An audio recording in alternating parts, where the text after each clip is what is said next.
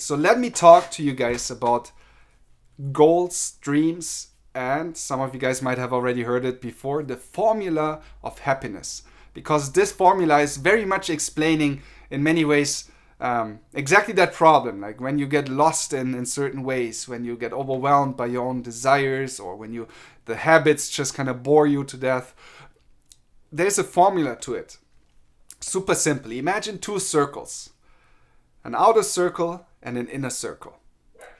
Now the outer circle, I want you to look at it as everything that you desire to be.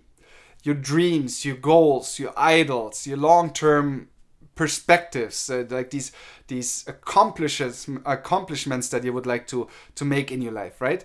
They can be short-term, long-term, but everything you are not at the moment, or at least perceive yourself not to be and you want to be, right?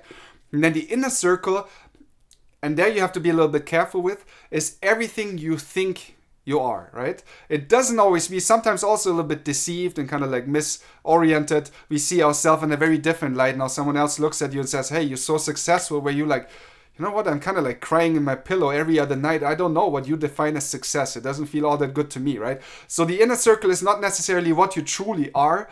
You have to be honest with yourself. It's much more about how do you see yourself? Your own self-perception of what did you accomplish yet? What skills did you learn? How satisfied are you with your life? And again, one circle is inside the other. That difference is basically the factor of unhappiness. So negative happiness, right? That's what prevents you from being happy. The more disconnected you are from what you perceive as you are right now, in contrast to what you want to be, the more unhappy you are, the more dissatisfied you are. So this simply is that model. Now the formula explains how can you now achieve happiness with that knowledge, with that once you can make this an exercise. Write it on a piece of paper. Draw it out, mind map or something, right? Kind of visualize it to yourself. You can make this an exercise, but now you see this difference. How can you change that difference? How can you reduce it? That's the goal, right? The less the difference, the more happy you are. Now there are two paths to it. The most common path is growth. By any means, you want to take that inner circle and push it to its maximum, right? Get it all the way there where we want to be. That's the ultimate goal, or not? We want to grow, we want to get better, richer, learn more skills, be more famous, have better social standing, do anything we can to get out there. Now, there are a couple problems with this. First of all, many of our outer circle, that big circle that we have created, especially nowadays, are based on not necessarily illusions, but it's not always gold that shines. It's not always that what you really want to be is a realistic goal. Many things are dreams that are more an orientation, a direction, but they're not really realistic goals. In particular, not realistic next steps. I mean, we all dream much further than we can walk in one day.